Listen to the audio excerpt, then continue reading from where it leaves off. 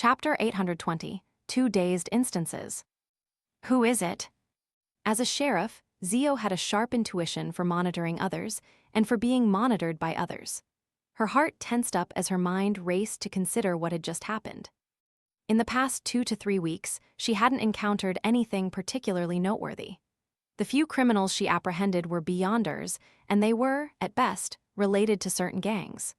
No one would offend a famous bounty hunter in East Borough for them. Therefore, she quickly narrowed down the list of suspects, and she vaguely guessed at the spy's faction. A member from the Aurora Order? I didn't attend Mr. X's gathering, and an accident happened. Apparently, it was quite a stunning scene. The person from MI9 said that Mr. X was assassinated on the spot and had his corpse taken away.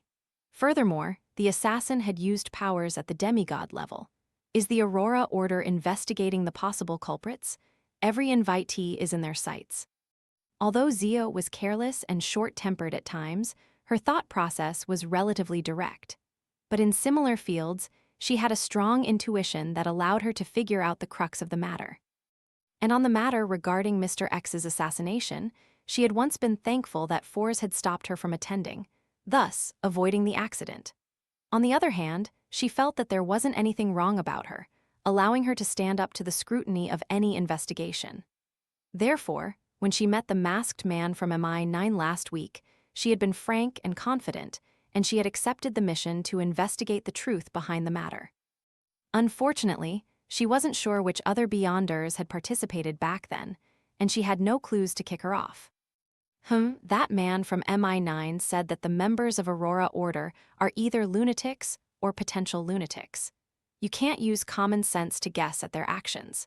Even if they believe that there's nothing wrong with me, they can kill me in passing to vent their anger as a warning to the real murderer.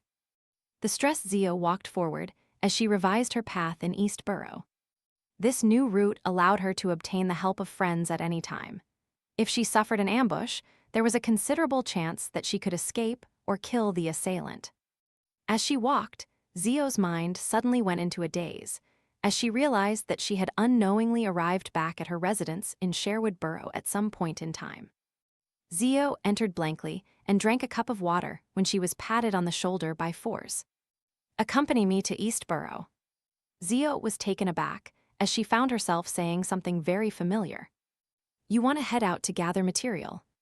Fours immediately said that it wasn't the case, indicating that she had previously accepted a mission to find the dust left behind after a ghost faded away. As the deceased had been given a send-off by the priests at the cemetery to their respective deities' kingdom, there wasn't any ghosts. Thus, they could only head over to East Borough to find targets.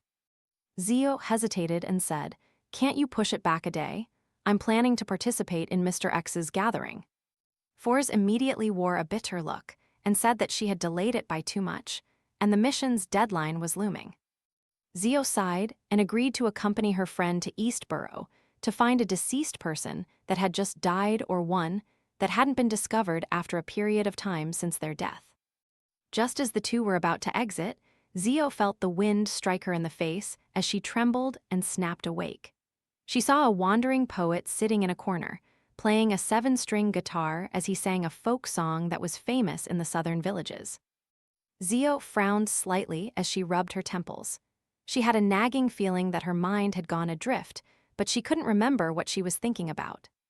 She continued maintaining her vigilance as she followed her originally set route, entering a bar that sold lunch. On the way, she met an East Borough resident who would occasionally provide her with intelligence. He was a man who was either 23 or 24 years old. He had thinned his brows, and his brown hair reached his shoulders.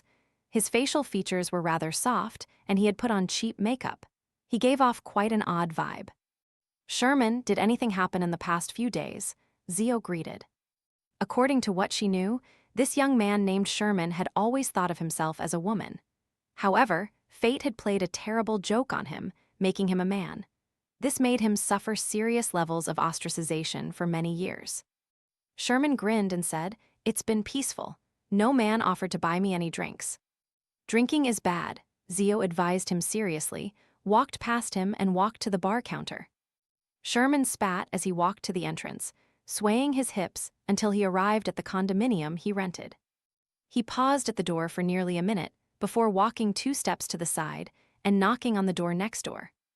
The wooden door creaked open as a low, female voice sounded with an undeniable sweetness to it. "Have you made your decision?" Sherman walked in and closed the door behind him.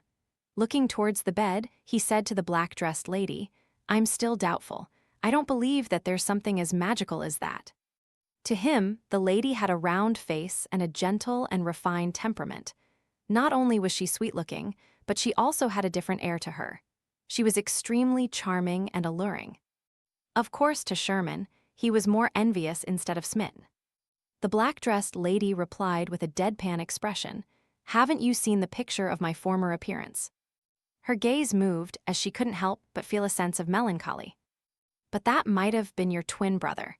I find it difficult to believe that there really is a substance to change me into a woman," Sherman said in a wavering tone. The black-dressed lady chuckled without any humor in it. "Then you can pretend that it's fake. You may leave." Sherman's hands tightened as he fell silent for a long while. "I am willing to give it a try. Although I know that you might be bluffing me, I still wish to give it a try." "Then, what should be the price I need to pay?" "Listen to my instructions and help me do certain tasks. Don't worry, they will definitely be things you are capable of," the black-dressed lady said.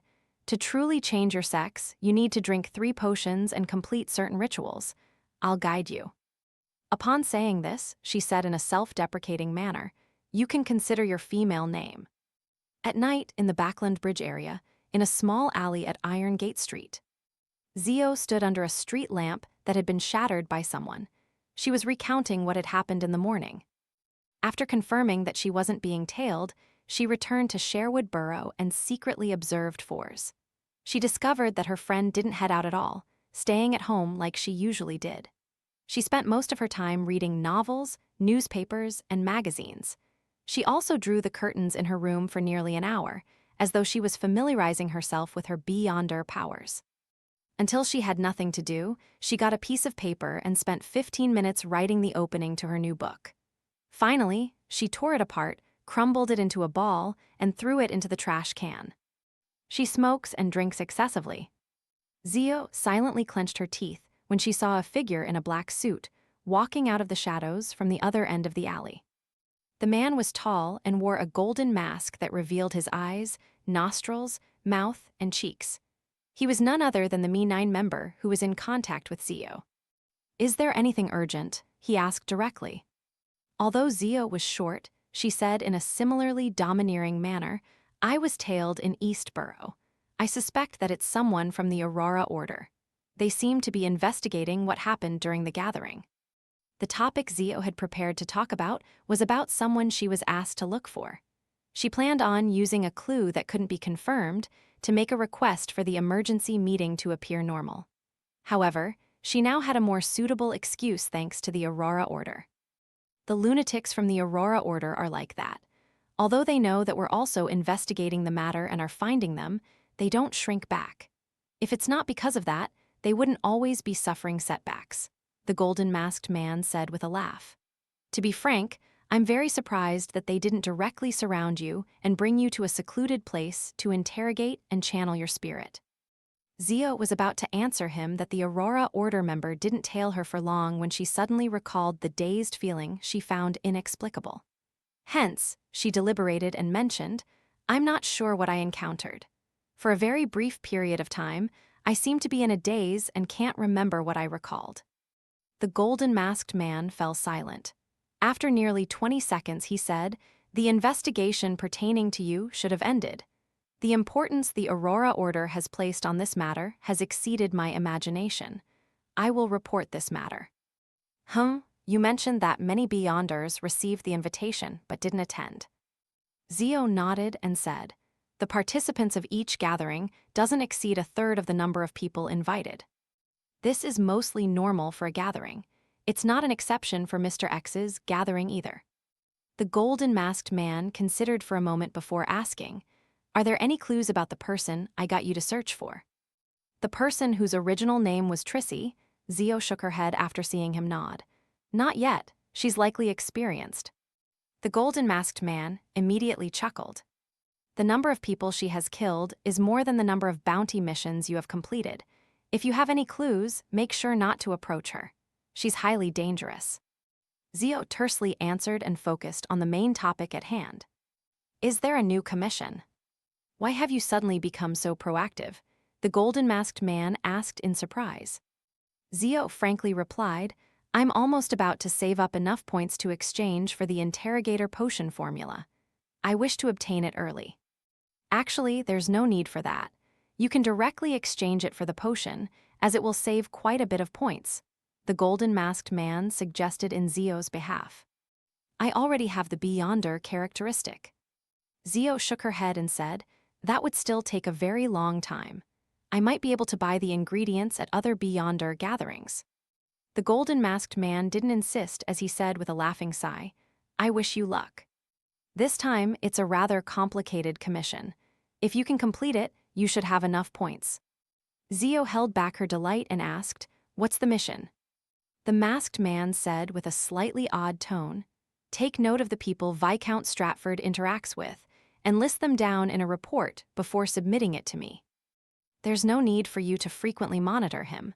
Whenever you are free or walk past, take note of it in passing. Trust me, you aren't the only one working on this mission. As long as you hand over a report of certain value a week, it'll be considered as you contributing a certain amount. This can be repeated every week. Viscount Stratford. Zio suddenly fell into a daze again, but this time she knew why. This Viscount was the captain of the Royal Guards. He was once her father's deputy.